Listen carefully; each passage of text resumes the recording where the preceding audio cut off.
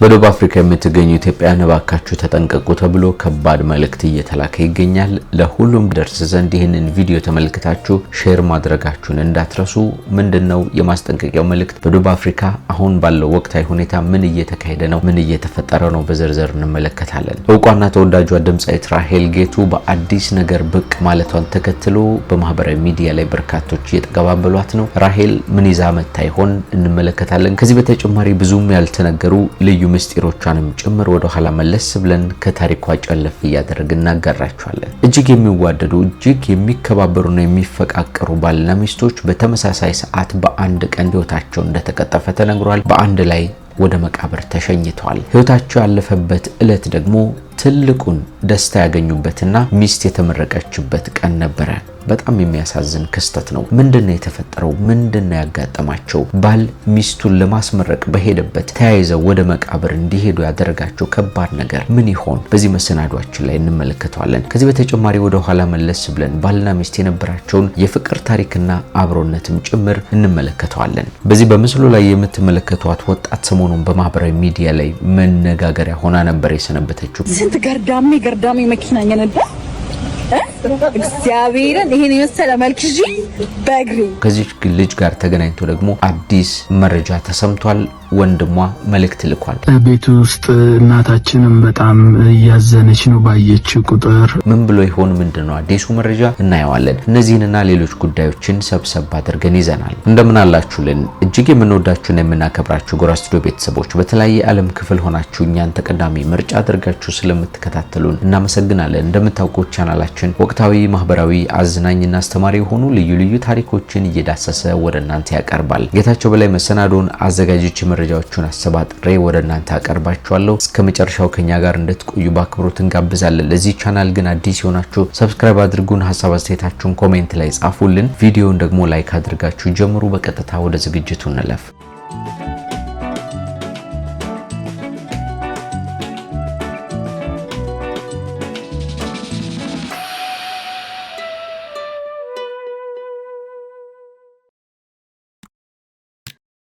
በዚህ ሰዓት ደቡብ አፍሪካ እየተፈጠረ የሚገኘው ነገር እጅግ አሳሳቢ የሚባል መሆኑን የተገለጸው። ከዚህ ጋር ተገናኝቶ ደግሞ በደቡብ አፍሪካ ለሚገኙ ኢትዮጵያውያን ወዳጆቻችን በሙሉ መልእክት ይድረሳቸው ተብሎ የተለያዩ ሐሳቦች እየተንጸባረቁ ነው የሚገኘው። ደቡብ አፍሪካ እንደምታውቁት በጣም በርካታ ኢትዮጵያውያን ሀበሾች ወደዚያ በማቅናትና የተለያዩ ስራዎችን በመስራት ከዝቅተኛ የኑሮ ደረጃ ተነስተው ራሳቸውን እያሻሻሉ ከፍ ወዳለ የንግድ ደረጃ ላይ መድረስ የቻሉበት ስፍራ እንደሆነ ይታወቃል። በደቡብ አፍሪካ የሚገኙ ኢትዮጵያውያን እጅግ ሰራተኛ፣ ጎበዝና ታታሪ እንደሆኑ ይታወቃል። ህይወታቸውን፣ መንገዳቸውን ማስተካከል የቻሉ ናቸው። አብዛኞቹ ታዲያ ስራቸውን እየሰሩ ህይወታቸውን እያሻሻሉ ሲመጡ እዚህ ያሉትን ወገኖቻቸውን፣ ዘመዶቻቸውን ከማገዝና ከመርዳት በተጨማሪ በራሳቸው ህይወት ትዳር መስርተው ልጆችን ወልደው ይኖራሉ። ልጅ ከተወለደ ደግሞ መማር አለበት፣ ለቁም ነገር መብቃት አለበት። በዚህም ሳቢያ ወደ ትምህርት ቤት ያስገባሉ። ቋሚ የሆነ ህይወታቸው እዚያው ደቡብ አፍሪካ ላይ ይሆናል ማለት ነው። ይህ ደግሞ ቶሎ ብለው ወደ ሀገራቸው እንዳይመለሱና ቋሚ የሆነው ያኗኗር ህይወታቸው በዚያው በደቡብ አፍሪካ እንዲሆን ያስገድዳቸዋል ማለት ነው። ቤተሰብ ከመሰረቱ በኋላ ምንም የሚለውጡት የሚያመጡት ታሪክ ስለሌለ ማለት ነው። በተለያየ ጊዜ እንግዲህ በሀገሪቱ በርካታ ሰዎች እንደሚገደሉ፣ ህይወታቸው እንደሚቀጠፍ እንሰማለን። በተለይ ኢትዮጵያውያን ግለሰቦች በሰዎች እየተገደሉ የጥይት ሩምታ እየወረደባቸው ከአንድም 2-3 ጥይቶች ሰውነታቸው ላይ እየተተኮሰ ህይወታቸው እንደሚቀጠፍ የሚታወቅ የተለመደ ነገር ነው። እንደዚህ አይነቱ የሰቀቀን ኑሮ አልበቃ ብሏቸው ደግሞ ከቅርብ ጊዜያት ወዲህ ጭራሽ ከሀገራችን ውጡልን የሚሉ ከባድ ንቅናቄዎች እየተፈጠሩ መጥተዋል። እነዚህ ንቅናቄዎች ታዲያ ውጡልን ብቻ የሚሉ ጩኸቶች ብቻ አይደሉም። ፊት ለፊት የሚያገኟቸውን ኢትዮጵያውያንና ሌሎች አፍሪካ ሀገራት ስደተኞችን በቀጥታ ህይወታቸውን የሚቀጥፍና የሚገደሉበትን መንገድ እንዳለ እየተመለከትን ቆይተናል። ከዚህ ባለፈ ያፈሩትን ቤት ንብረታቸውን እስከ ማውደም፣ እስከ ማቃጠልና ከነጭራሹኑ እስከ ማጥፋት የደረሰ ከባድ ውሳኔዎችም ጭምር ሲደረጉበት እንመለከታለን። የአብዛኞቹ የደቡብ አፍሪካን ተቃውሞ የቅናት መንፈስ ነው ይላሉ ብዙ ሰዎች፣ የሚመለከቱ የሚያውቁ ሰዎች ማለት ነው። ምክንያቱም አብዛኞቹ ኢትዮጵያን እዛ ሄደው ህይወታቸውን በቀላሉ ስለሚለውጡና ምንም አይነት ስራ ሳይጠየፉ ዝቅ ብለው እየሰሩ መንገዳቸውን በማስተካከል ላይ ሆነው ከነሱ በላይ የተሻለ ኑሮ ሲኖሩና የኢኮኖሚ አቅማቸው ከፍ እያለ መሆኑን ሲመለከቱ የቅናት መንፈስ እያደረባቸው ሀገራችን ላይ ይውጡልን የሚሉ ንቅናቄዎችን በስፋት እያሳዩ መምጣታቸው ነው መረጃዎች የሚጠቁሙት። የሀገሪቱን ፕሬዝዳንት ጨምሮ ሌሎች ከፍተኛ ባለስልጣናት እየተከናወነ የሚገኘውን ማስፈራራትና ከሀገር ውጡልኝ የሚለው ንቅናቄ ለማስቆም ጥረት እያደረግን ነው የሚሉ ሀሳቦችን ቢያቀርቡም እንዲህ አይነቱ ተግባር መልካም አይደለም ብለው ጉዳዩን ቢያወግዙትም እንኳን ነገር ግን ህዝቦቹ ሊቆሙ አልቻሉም። አሁን ደግሞ እንደ አዲስ ከባድ ነገር እንደተቀሰቀሰ ተሰምቷል። በደቡብ አፍሪካ እየተከናወነ የሚገኘው ጸረ ስደተኞች ሰልፍና ንቅናቄ እንደ አዲስ የተነሳበት ዋነኛ ምክንያት እስከ ሰኔ 30 በፈረንጆቹ አቆጣጠር በኢትዮጵያ አቆጣጠር ደግሞ እስከ ሰኔ 23 ድረስ የጊዜ ገደብ አስቀምጦ ነበር። የጊዜ ገደቡ ማለቁን ተከትሎ ታዲያ ውጡልን የሚለው ንቅናቄ እንደ አዲስ እየተበረታታ መጣ።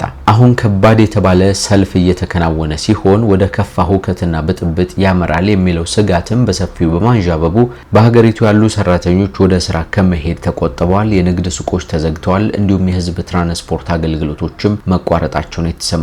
በደርባንና በጆሃንስበርግ መካከል የሚገኙ አብዛኞቹ ሱቆችና የንግድ ተቋማትም የዝርፊያ ስጋት ስላደረባቸው እንደተዘጉ ነው የተሰማው። ሰራተኞችና ጉዳይ ያለባቸው ተጓዦችም በቤታቸው ለመቆየት ተገደዋል ማለት ነው። በተለይ ደግሞ በደርባን ከተማ የዙሉ ባህላዊ አልባሳትን የለበሱ በጣም በርካታ ጎረምሶች ዱላና ጋሻ የያዙ ሰልፈኞች በስፋት እየታዩ ይገኛሉ። እነዚህ ቡድኖች ታዲያ በአንድ ፓርክ ላይ ተሰባስበው ይሄዱልን ይውጡልን እያሉ ከባድ ጩኸት እያሰሙ እንደሚገኙ ነው መረጃዎች የሚጠቁሙት። ታዲያ የተለያዩ የውጭ ሀገር ዜጎች ወደ ሀገራቸው ለመመለስና ከባድ ችግር እንዳይመጣባቸው ካላቸው ስጋት የተነሳ በደቡብ አፍሪካ የሚገኙ ቆንጽላ ጽሕፈት ቤቶቻቸውን እያስጨነቁና ወደ ሀገራችን ቶሎ መልሱን የሚሉ ሀሳባቸውን እያቀረቡ ይገኛሉ። ከዚህ ጋር ተገናኝቶ ነው እንግዲህ ኢትዮጵያውያን ከባድ ጥንቃቄ ያስፈልጋቸዋል እየተባለ መልእክት እየተላለፈ የሚገኘው። ጊዜያዊ መፍትሄ ባሉበት ቦታ ሆነው ሳይወጡ ሳይነቃነቁ ቤታቸውን ዘግተው እንዲቀመጡና ከእንደዚህ አይነት ወከባዎችና ችግሮች ራሳቸውን እንዲቆጥቡ የሚያሳስቡ መልእክቶች እየተላለፉ ነው። ከዚህ በተጨማሪ ግን ወደ ሀገራቸው መምጣት የሚችሉ መመለስ የሚችሉ ሰዎች እንዲመለሱ፣ ሌላው ነገር ግን ችግሩ እስኪረግብና ነገሮች እስኪረጋጉ ድረስ በትዕግስት መጠበቅ አስፈላጊ እንደሆነ ሀሳቦች የተጠቆሙ ይገኛሉ። በቋሚነት ግን ችግሩን ለመፍታት ኢትዮጵያን ጨምሮ ሌሎች አፍሪካ ሀገራት መሪዎችና መንግስታት ከደቡብ አፍሪካ ጋር ቀጥተኛ የሆነ ንግግር በማድረግ በዲፕሎማሲ እንዲፈታ ለማድረግ መሞከር አስፈላጊ ነገር ነው ይባላል። ከዚህ በተጨማሪ ግን ወደ ሀገራቸው እንዲመለሱ ማድረግ የሚችሏቸውን ዜጎች እንዲመልሱና እንዲረጋጉ ማድረግ ግን ዋነኛ ድርሻ እንደሆነ ነው የሚነገረው። እስኪ ወደፊት ደግሞ የሚሆነው ነገር አብረን የምንመለከተው ይሆናል። በደቡብ አፍሪካ ያላችሁ ኢትዮጵያውያን በሙሉ እግዚአብሔር ፈጣሪ ይጠብቃችሁ ለማለት እንፈልጋለን። በዚህ በምስሉ ላይ የምትመለከቷቸው ሰዎች መምህር አብርሃም ገዛውና ሴቷ ደግሞ ራሄል አክሊል ተብለው ይጠራሉ። በደቡብ ምዕራብ ኢትዮጵያ ክልል በከፋ ዞን ዲጣ ወረዳ አካባቢ ልዩ ስሙ ደግሞ ዳጋ ኬላ ተብሎ በሚጠራው መንደር ውስጥ ነው ኑሯቸውን ያደረጉት። እነዚህ ሰዎች ታዲያ በአካባቢው በጣም የታወቁ የተወደዱ ጥሩ ስነ ምግባር ያላቸው ሰዎች እንደነበሩ የኋላ ታሪካቸው ያስረዳል። ቀደም ብዬ እንዳልኳችሁ መምህራን ናቸው ሁለቱም። በመንደራቸው በጣም በርካታ ተማሪዎችን እያስተማሩ በሙያቸው ጥሩ ዜጎችን ለመፍጠር ጥሩ ስነ ምግባር ያላቸው ልጆችን ለማሳደግ ከቤተሰቦቻቸው ቀጥለው ለሀገር ትልቅ ውለታ እየዋሉ የሚገኙ ሰዎች እንደነበሩ ነው የሚነገረው። ታዲያ እነዚህ ሁለት ወጣት መምህራን ትዳር መስርተው በአንድ ጣሪያ በአንድ ጎጆ ውስጥ በፍቅርና በሰላም ነበር የሚኖሩት። ከምንም በላይ እርስ በርስ ያላቸው መከባበር፣ እርስ በርስ የሚያሳዩት የፍቅር ታሪካቸውና ጥልቅ የሆነው ስሜታቸው፣ መተጋገዛቸውና ሌሎች አይነት የህይወት መንገዳቸው በጣም የሚያስደንቅ ለብዙ ወጣቶችም ትምህርት የሚሆን ባላቸው የኑሮ ደረጃ ልክ ደስተኛ ሆነው ሀገራቸውን እየጠቀሙ የሚኖሩ መልካም ሰዎች እንደነበሩ ነው መረጃዎች የሚጠቁሙት። ሴቷ መምህርት ራሄል አክሊል ታዲያ ወደ ቦንጋ መምህራን ትምህርት ኮሌጅ በማቅናት የትምህርት ማሻሻያ እየተከታተለች ትምህርቷን በሚገባ እያጠናች ሰነባብታ የመጨረሻ የመመረቂያ ጊዜዋ ደረሰ። የመመረቂያ ጊዜዋ ሲደርስ ደግሞ ዝግጅት ሲያደርጉ የነበሩት አካላት ባለቤቷ ብቻ ሳይሆን ሌሎቹ ቤተሰቦቿም ጭምር ነበሩ። ከምረቃ በኋላ ወደ ቤቷ ስትመለስ ጥሩ አቀባበል ለማድረግ ደስተኛ ሆነው አንድ ላይ ቤተሰባዊ የሆነ ጊዜ ማሳለፍ ከፍተኛ ዝግጅት ሲደረግ ነበር። ጓደኞቿ፣ ወዳጆቿ፣ የባለቤቷ ወዳጆችና በትምህርት ቤት ውስጥ አብሯቸው የሚያስተምሩ ጓደኞቻቸው በሙሉ ይህንን የደስታ ጊዜ አብረው ለማሳለፍ በከፍተኛ ጉጉት ውስጥ ነበሩ ማለት ነው። ታዲያ ባለቤቷ መምህር አብርሃም ገዛው ቅድም ከነገርኳቸው አካባቢ ተነስቶ ወደ ቦንጋ ከተማ ያቀናል። ባለቤቱን ለማስመረቅ ማለት ነው። ከባለቤቷ ጋር ተገናኙ። የምረቃ ፕሮግራሙ ሞቅ ደመቅ ሸብረቅ ብሎ በጣም በርካታ ተማሪዎች በተሰባሰቡበት ዝግጅቱ በደማቅ ሁኔታ መከናወን ጀመረ። ራሄልም የመመረቂያ ጋውኗን ለብሳ በአማረ ሁኔታ አሸብርቃ ወደ መድረኩ ወጣች። ከጓደኞቿና አብሯት ከተማሩት መካከል አብራ ተመረቀች። ባለቤቷ ደግሞ የደስታዋ ተካፋይ ሆኖ በፕሮግራሙ ላይ ተሳተፈ ማለት ነው። እነዚህ ነገሮች ካበቁ በኋላ ደግሞ ወደ ቤታቸው እስኪመለሱ ድረስ ለሁለት ቀናት እሷም ዝግጅቷን እስክታበቃ አብረው እያሳለፉ ከትምህርት ቤት ውጪ ወይም ከኮሌጅ ውጪ ባሉ የከተማው የመዝናኛ ስፍራዎች ላይ የፍቅር ጊዜያቸውን ሲያሳልፉ የባልና የሚስት ወጋቸውንም ሲያወጉ ሰነባብተው መጨረሻ ላይ ወደ ቤታቸው ለመመለስ ዝግጅታቸውን ቆረጡ ማለት ነው። ጉዞ ተጀመረ። መኪናው የሚጓዘው ከቦንጋ ወደ ሺሺንዳ አካባቢ ነበር ሲያደርግ የነበረው። በጣም በርካታ ሰዎች ደግሞ አብረዋቸው ነበሩ በመኪናው ማለት ነው። በዚያው በከፋ ዞን ሺሼንዴ በተባለ አካባቢ በደረሱ ጊዜ ያልተጠበቀ ነገር ተከሰተ። መኪናው አደጋ ይደርስበታል። ከነበረበት 50 ሜትር ጥልቀት ወዳለው ገደል ውስጥ ነበር የገባው እጅግ በሚያሳዝንና በሚዘገንን ሁኔታ። የሺሼንዴ ወረዳና የከፋ ዞን መንግስት ኮሚኒኬሽን ጉዳዮች ጽህፈት ቤት እንዳስታወቁት ከሆነ የሰሌዳ ቁጥሩ 00582 የሆነው የዶልፊን የህዝብ ማመላለሻ መኪና ሰኔ 23 ቀን 2018 ዓ.ም ከረፋዱ 5 ሰዓት ከ30 ገደማ ሲሆን ዋናቦላ በተባለ ቀበሌ ላይ መንገድ ስቶ ወደ ገደል መግባቱን ይናገራል። ተሽከርካሪው በግምት 50 ሜትር ወደሚሆን ገደል በመግባቱ ምክንያት በውስጡ ተሳፍረው ከነበሩት መካከል ሁለት ሰዎች ወዲያውኑ ህይወታቸው አለፈ። እነዚህ ሁለት ሰዎች ታዲያ እጅግ የሚያሳዝኑት ባልና ሚስቶች ነበሩ። እዚያው ቦታ ላይ አደጋው ከደረሰ በኋላ ወዲያውኑ ነበር ህይወታቸው ያለፈው። ሌሎች ሰዎች አጋጣሚ ሆነና አልሞቱም። ወደ አካባቢው የጤና ተቋም በማምራት ሕክምና እየተደረገላቸው ህይወታቸው መትረፉን ያመላክታሉ መረጃዎቹ። እጅግ በሚያሳዝንና ቅስምን በሚሰብር ሁኔታ ግን እነዚህ ባልና ሚስቶች ተያይዘው በእንደዚህ አይነት መንገድ ህይወታቸው ተቀጠፈ። የህይወት አጋጣሚ የህይወት መጨረሻ አንዳንዴ እንዲህም ይሆናል ማለት ነው። ታዲያ ብዙ ሰዎች ፍቅር እስከ መቃብር እንዲህ ነው፣ ቀደም ሲል የነበራቸው ፍቅር አንድነትና ተሳሰብ ሳይለያዩ እስከ ሞት ድረስ አብሮ የጸናና የቀጠለ ፍቅር ነው እያሉ ሐሳባቸውን እየገለጹ ይገኛሉ። ነገር ግን የሁለቱም ሰዎች ቤተሰቦች፣ ወዳጆችና ዘመዶቻቸው ከባድ የሚባል ሐዘን ላይ እንደነበሩም ነው የተመለከተው። በምስሉ ላይ እንደምትመለከቱትም አስከሬናቸው በአንድ ላይ በእንደዚህ አይነት መንገድ ነው ወደ መቃብር የወረደውና በጣም የሚያሳዝን ክስተት ሆኗል። ማህበራዊ ሚዲያ ላይ በጣም በርካታ ሰዎች ደግሞ ሐዘናቸውን እየገለጹ ይገኛሉ። ከዚህ በፊትም አንድ አባት ልጃቸውን ለማስመረቅ ወደ አንድ የትምህርት ተቋም አቅንተው ልጃቸውን አስመርቀው ልክ እንደዚሁ ሲመለሱ ከልጃቸው ጋር ህይወታቸው ማለፉን ከ3 እና ከ4 ዓመታት በፊት ሲነገር ሰምተን ነበርና እንዲህ አይነት አደጋዎች በደስታ ቀን እንኳን የማይምሩ የደስታን ጊዜ እንኳን ሰዎች እስኪያሳልፉ ትዕግስትን የማይሰጡ ከባድ ነገሮች ናቸውና ከእንደዚህ አይነት አደጋዎች ፈጣሪ ነው መጠበቅ የሚችለውና እሱ ሁላችንንም ይጠብቀን ለማለት እንፈልጋለን። ከዚህ ውጪ ግን ሁሌም እንደምንለው ጥንቃቄ መደረግ ባለበት ልክ ጥንቃቄ ማድረግ፣ በፍጥነት ማሽከርከርን መቀነስ በጣም አስፈላጊ ነው። የመንገዶቻችን ጥራት መስተካከል አለባቸው። ከዚያ ውጪ ደግሞ ብቁ የሆኑ ሾፌሮችን አሰልጥኖና ብቃታቸው ከተረጋገጠ በኋላ መኪኖችን እንዲይዙ ማድረግ። ከዚያ ውጪ እግረኞችም ቢሆኑ ጥንቃቄ ማድረግ ይኖርባቸዋል። ሌላው ነገር ደግሞ የሚያዙት መኪኖችም ጥራትም ይወስነዋል እንደዚህ አይነት አደጋዎች። ምክንያቱም ሀገራችን ላይ ያሉ መኪኖች አብዛኞቹ ረጅም ጊዜ ያገለግሉ በመሆናቸው ተደጋጋሚ ጥገናዎች እየበዙ በሄዱ ቁጥር ለአደጋ የማጋለጥ አቅማቸው በጣም ከፍተኛ ነውና እንዲህ አይነቶቹ ችግሮች ተደማምረው ነው አደጋውን የከፋ የሚያደርጉትና የትራፊክ አደጋን ለመቀነስ የሚመለከታቸው አካላት እንዲሁም ማህበረሰቡ በሙሉ ተወያይቶ መፍትሄ ማስቀመጥ ማበጀት፣ በጊዜ ሂደት ደግሞ መቀነስ የሚቻልበትን መንገድ ማመቻቸት በጣም አስፈላጊ ነው ለማለት እንፈልጋለን።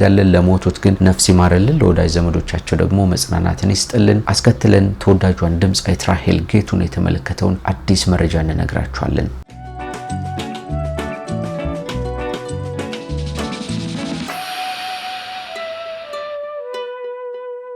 እውቋ ድምጻዊት ራሄል ጌቱ በአዲስ ነገር ልትመጣ መሆኑን ተከትሎ ሰሞኑን በማህበራዊ ሚዲያ ላይ በርካታ ሰዎች እየተቀባበሏት ይገኛሉ። ራሄል ጌቱ በአዲስ አበባ ከተማ ፍሉሃ እየተባለ በሚጠራው አካባቢ ነው የተወለደችው። ፍሉሃ ወይም አምባሳደር ሲኒማ አካባቢ ተወልደው ካደጉ ታዋቂ ሰዎች መካከል አንደኛዋ ናት። እነ ሄኖክ ወንድሙ ፊጋውን መጥቀስ ይቻላል። እዛ አካባቢ ላይ ያደጉትን ማለት ነው። እንዲያውም ከሄኖክ ጋር አብሮ አደግ ከመሆናቸው የተነሳ ጓደኛሞችም ናቸው። ከልጅነታቸው ጀምሮ በብዙ መተሳሰብ በብዙ ፍቅር ውስጥ እንዳደጉ ሄኖክ ከዚህ ቀደም በነበሩ ቃለ መጠይቆቹ ላይ ሲናገር ነበር። እንዲያውም የሁለቱ እናቶች በጣም ወዳጆች ናቸው። በእናቶቻቸው አማካኝነት ደግሞ ልጆቹም አብረው እንዳደጉና የመዋደዳቸው ምስጢርም ይህ የቤተሰባዊ ግንኙነት እንደነበረ ሰምተናል ማለት ነው። ታዲያላችሁ ራሄል ጌቱ ወደ ኪነ ጥበቡ ዓለም ከገባች በኋላ በተለይ ደግሞ የኛ በተሰኘው የኪነ ጥበብ ቡድን ውስጥ በጣም ትልቅ እውቅናዎችን ማግኘት ችላለች። ለየት ያለው ድምጿና ያዘፋፈን ስልቷ ደግሞ ተወዳጅ እንድትሆን አድርጓታል ማለት ነው። ራሄል በየኛ የኪነ ጥበብ ቡድን ውስጥ በድምጻዊነት ብቻ አልነበረ የምትሰራው፣ በተወዛዋዥነት እንዲሁም ደግሞ በትወናም ጭምር ትሳተፍ ነበረ። ስለዚህ ሁለገብ የምትባል አርቲስት ነበረች ማለት ነው። እነ ለምለም ኃይለ ሚካኤል፣ እነ ዘይባ ግርማ፣ ሌሎችም የኛ ቡድኖች አንድ ላይ ሆነው በሚያምር ድምጻቸው ተባብረው ነው ያደጉትና ቀስ በቀስ ደግሞ የተለያዩ ነጠላ ሙዚቃዎችን መልቀቅ ጀመረች። ነጠላ ሙዚቃዎቿ በጣም ተወዳጅ ሆኑ። ከዚያም እስከ አልበም ድረስ ደረሰች። አልበሟም ደግሞ በጣም ተወዳጅ ነበር። እንደምታስታውሱት 2013 መጨረሻ አካባቢ ላይ ይመስለኛል የተለቀቀው። በወቅቱ በጣም ብዙ ሰዎችን ያነጋገርና የተወደደ አልበም ነበረ ማለት ነው። ከዚያም በኋላ ልዩ ልዩ ነጠላ ሙዚቃዎችን ሰርታለች። የኢትዮጵያ ከተሞችን ጨምሮ በተለያዩ የዓለም ሀገራትም ደግሞ መድረኮች ላይ እየዘፈነች በኮንሰርቶች ላይ እየተሳተፈች በቀጥታ ከአድናቂዎቿ ጋር ትገናኛለች ማለት ነው። ራሄል የልጅ እናት ናት። ልጇን ቀጥ አድርጋ የምታሳድግ ጠንካራ እናትም እንደሆነች ይመሰከርላታል። ከዚህ በተጨማሪ ስለ ራሄል ሲነሳ ብዙ ሰዎች የሚወዱላት ነገር የሰውነት አካሏን ማስተካከል የቻለችበት መንገድ ነው። እንደምታውቁት ሰውነትን ማስተካከል በጣም ከባድ ነገር ነው። መወፈር ብትሉ ድካም ይፈልጋል፣ ወይም ደግሞ ከውፍረት ወደ ቅጥነት ለመምጣት መቀነስም ብትሉ ልክ እንደዚያው በጣም ከፍተኛ ድካምን የሚጠይቅ ነገር ነው። ብዙ ጊዜ የለመድነውን የአመጋገብ ስልታችንን ማስተካከል ሊጠበቅብን ይችላል። ከዚህ በተጨማሪ ጂም ቤት ገብተን በትክክል ስፖርት መስራት ይጠበቅብናል፣ ወይም መሮጥ ሊኖርብን ይችላል። ሌሎች አይነት ዘዴዎችን ተጠቅመን ነው ሰውነታችንን የምናስተካክለውና ልክ እንደዚያ ደግሞ ራሄልም ያንን መንገድ ተከትላ ብዙ ከደከመች በኋላ ሰውነቷን አስተካክላ ጥሩ ቁመና መያዝ ከቻሉ አርቲስቶች መካከል ተመድባለች። ይህ ደግሞ ትልቅ ጥንካሬዋን የሚያሳይ ነው ተብሎ በብዙ ሰዎች የሚመሰከርላት ነገር ነው። ታዲያ ከሰሞኑ ምን ይዛ መታ ይሆን እንዲህ ስለሷ እየተነገረ የሚገኘው ብላችሁ መጠየቃችሁ አይቀርምና ልንገራችሁ። ተወዳጇ ድምጻዊት ራሄል ጌቱ አዲስ የሙዚቃ ስራ የፊታችን አርብ በናሆም ሪከርድስ ለመልቀቅ ነው ዝግጅቷን ያጠናቀቀችው። በላቀ የድምጽ ብቃቷና በተወዳጅ ስራዎቿ ሁሌም ብዙ ሰዎች የሚያደንቋት ተወዳጇ ድምጻዊት ራሄል ጌቱ የፊታችን አርብ ሰኔ 26 2018 ዓ.ም ናና የተሰኘ አዲስ የሙዚቃ ቪዲዮ ለአድማጭ ለተመልካቾቿ እንደምታቀርብ ነው የተነገረው። በ16 ፊልም ፕሮዳክሽን ተዘጋጅቶ የቀረበው ይህ አዲሱ ስራዋ በናሆም ሪከርድስ ዩቲዩብ ቻናል ላይ የሚለቀቅ ይሆናል ተብሎም እየተጠበቀ ነው። ከጥሎብኝ እስከ ቴሜቴ አልበም ድረስ በልዩ ስራዎቿ የብዙ ሰዎችን ልብ መግዛት የቻለችው ራሄልም በዚህኛው ደግሞ ናና በተሰኘው አዲስ ስራዋም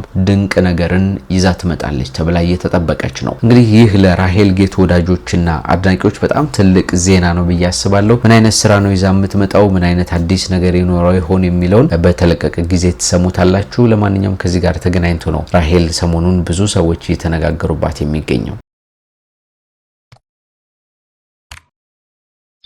ሰሞኑን ተወዳጁ በጎ አድራጊ ማስተር አብነት በማህበራዊ ሚዲያ ገጾቹ ላይ በተደጋጋሚ መልእክቶችን እያስተላለፈ የሚገኝበት ጉዳይ የብዙ ሰዎችን ቀልብ የገዛና የበርካቶችንም ሀዘን ያመጣ ክስተት ሆኗል። በአዲስ አበባ ከተማ ውስጥ የታመሙትን በማሳከም የወደቁትን በማንሳት ምስኪኖችን በመርዳት የሚታወቅና እንዲሁም ደግሞ በመምህርነት ስራውም ጭምር የተወደደ ሀብታሙ በላይነህ የተባለ ወጣት ከባድ የሆነ የህመምና የጤና እክል ስለገጠመው በዚህ ሳቢያ ለኢትዮጵያን ያስተላለፈው መልእክቱ በእንባ ታጅቦ ያቀረበው ይህ ሐሳቡ የብዙ ሰዎችን ቀልብ የገዛ ነው። መምህር ሀብታሙ በከባድ የደም ካንሰር በሽታ ተይዞ በአዲስ አበባ ጥቁር አንበሳ ስፔሻላይዝድ ሆስፒታል የሕክምና ክትትል በማድረግ ላይ ይገኛል ይላል መረጃው። ሆኖም ታዲያ በሀገር ውስጥ እየተደረገለት የሚገኘው ሕክምና ከበሽታው አቅም በላይ በመሆኑ ህይወቱን ለመታደግ በአስቸኳይ ወደ ውጭ ሀገር ሄዶ ከፍተኛ ሕክምና ማድረግ እንዳለበት የሕክምና ቦርድ ውሳኔ አሳልፏል። ትናንት በሌሎች ተስፋ ሲዘራ የሰዎችንም እንባ ሲያብስና በሙያው ትውልድን ሲቀርጽ የነበረው ደጉ መምህራችን ዛሬ ሁላችንንም እጅና የወገናችንን ድጋፍ በእጅጉ የሚፈልግ ነው ተብሏል። የዚህን መልካም ሰው ህይወት ለማትረፍ ታዲያ የተጠየቀው ገንዘብ በጣም በርካታ ከመሆኑ የተነሳ የኢትዮጵያን ድጋፍ እንዲያደርጉ ማስተር አብነት ጥሪ እያቀረበ ነው የሰነባበተው። በማህበራዊ ሚዲያ ገጾቹ ላይ መምህር ሀብታሙን እንድናግዝ ለሁላችንም ጥሪ ሲያቀርብ ነበረ። እንኳን ደስ ያላችሁ። በደም ካንሰር ምክንያት የሚሰቃየው ወንድማችን ወደ ውጭ ሀገር ሄዶ እንድታከም የተጠየቀውን 8,200,000 ብር ደጋግ ኢትዮጵያውያን ኤርትራውያን ኢት ወንድሞቻችን እናንተ ባደረጋችሁት ድጋፍና ርብርብ ገንዘቡ ሞልቷል። በዚህ መልካም ስራ ላይ የተሳተፋችሁ ገንዘባችሁን የሰጣችሁ ሶሻል ሚዲያ ላይ ቪዲዮዎችን ፖስት በማድረግ በተለይም ደግሞ የሙዱላ አካባቢ ወጣቶች እንኳን ደስ ያላችሁ፣ እንኳን እግዚአብሔር ረዳችሁ። ወንድማችን ሀብታሙ እግዚአብሔር ጨርሶ ይማር፣ ለምስጋና ያብቃል። አመሰግናለሁ። እዚህ በምስሉ ላይ የምትመለከቷት ወጣት ሰሞኑን በማህበራዊ ሚዲያ ላይ መነጋገሪያ ነበረች። ስንቱ ገርዳሜ የሆነ ሰው መኪናውን እያሽከረከረ እኔ መሰልኩ ቆንጆ ልጅ ግን እንዲህ በዝናብና በፀሐይ እየተንከራተትኩ እየተሰቃየሁ ነው የምገኘው በማለት ሀብትና ንብረትን እንዲሁም መኪናን ከውበት ጋር በማገናኘት በተናገረችው ንግግሯ ምክንያት ነው በርካቶች መነጋገሪያ ያደረጓት። ወጣቷ ቸርች ቆይታ እየወጣች በነበረችበት ጊዜ ስልኳን አወጣችና ተቀርጻለች። ስንት ገርዳሜ መኪና እየነዳ እግዚአብሔርን ይሄን የመሰለ መልክ እጂ በእግሬ። ይህንን ተከትሎ በጣም ብዙ ሰዎች ናቸው የተቃወሟት። ቤትና ንብረት እኮ የሚመጣው በመልክ አይደለም ጠንክሮ በመስራት ነው። ስለዚህ ጠንክረሽ ስሪ ታገኘዋለሽ። ከዚያ ውጭ ግን ለቆንጆ ለብቻ ተለይቶ ለቆንጆ ላልሆኑ ሰዎች ተለይቶ የሚሰጥ ነገርም አይደለም። መስፈርቱ መስራት ብቻ ነው በማለት ነው ብዙ ሰዎች መልስ የሰጡት። ከዚህ በተጨማሪ ግን ቆንጆ ነኝ የሚል ፕሮሞሽን በመስራት መኪና ሰዎች እንዲገዙልሽ ፈልገሽ ነውን የሚል ጥያቄዎችንም ያነሱ ሰዎችን ስንመለከት ነበረ። ያም ሆነ ይህ ግን በዚህ ንግግሯ ምክንያት ከራሷ አልፎ ቤተሰቦቿ ድረስ የሄደ ከባድ ነገር እንዳመጣባት ነው የተመለከተውና ከዚህ ጋር ተገናኝቶ ወንድሟ መልእክት አስተላልፏል። እንስማው። ታናሽ እህቴ ማዕዛ ብሩ ትባላለች። ሰሞኑን በሰራችው ቪዲዮ ደግሜ መጥቀስ ባልፈልግም ገርዳሜ ሴቶች ምናምን በሚል በጣም ትሬንድ አድርጋችኋት እየሰራችሁባት ነው ብዙዎቻችሁና ያለ መብሰልም ጉዳይ ነው ብላችሁ ይቅርታ ብታረጉላት ስል ነው እንደ አንድ ታላቅ ወንድም። ለምን ቤት ውስጥ እናታችንም በጣም እያዘነች ነው ባየች ቁጥር ለሷም ሰዎች የሚሰጧት ፊድባክ በጣም እንትን እያለ ነውና እኔ እንደ ታላቅ ወንድሟ ይቅርታ መጠየቅ ፈልጌ ነው የመጣሁት። ስለኔ ብላችሁ ስለ እናቴ ብላችሁ ይቅርታ አድርጉላት። ከዚህ በኋላ እንደዚህ አይነት ነገር እንዳይፈጠር ስለ ሶሻል ሚዲያም በደንብ አድርገን እናስገነዝባታለን። መቼም የኢትዮጵያ ሕዝብ ታላቅ ሕዝብ ነው። ይሄን ይቅርታዬን ይቀበላል ብዬ ጠብቃለሁ። በጣም አመሰግናለሁ። እንግዲህ የተላለፈውን መልእክት እንደሰማችሁት ነው። ወንድሟ ለኢትዮጵያን በሙሉ ታላቅ ይቅርታን እንጠይቃለን በቤተሰባችን ስም በማለት መልእክቱን አስተላልፏል። ለወደፊቱ ደግሞ እንዲህ አይነት ነገሮች በማህበራዊ ሚዲያ ላይ ድጋሜ እንዳይከሰቱ ትልቅ የሆነ ቁም ነገር እናስጨብጣታለን፣ እናስተምራታለን። ለስካሁኑ ግን ይቅር ባዩ የኢትዮጵያ ሕዝብ ይቅር ይበለን በማለት መልእክቱን አስተላልፏል። ሌሎች ሰዎች ራሷ ናት ይቅርታ መጠየቅ ያለባት የሚሉ ሀሳባቸውን እያስቀመጡ ነው። ያም ሆነ ይህ ግን በቤተሰቡ በኩል የቀረበው የይቅርታ ጥያቄ ይህን ይመስላል። በተለያየ ዓለም ክፍል ሆናችሁ እኛን ተቀዳሚ ምርጫ አድርጋችሁ የምትከታተሉን ውድና የተከበራችሁ ጎራ ስቱዲዮ ቤተሰቦች እንደምታውቁት ቻናላችን ወቅታዊ፣ ማህበራዊ እንዲሁም አዝናኝና አስተማሪ ሆኑ ልዩ ታሪኮች እንዲህ እየተዳሰሱ ነው ወደ እናንተ የሚቀርቡበት። ዛሬም ሰሞንኛ የተባሉትን አነጋጋሪ ክስተቶች በእንዲህ አይነት መንገድ አቀረብንላችሁ። ጌታቸው በላይ ደግሞ አብሬያችሁ ቆይታ አድርጌያለሁ። ለዚህ ቻናል አዲስ የሆናችሁ ሰብስክራይብ አድርጉን፣ ሀሳብ አስተያየታችሁን ኮሜንት ላይ ጻፉልን፣ ቪዲዮ ላይክ አድርጉ። በሚቀጥለው በአዳዲስ ጉዳዮች እንገናኛለን። ሰላም ሁኑልን።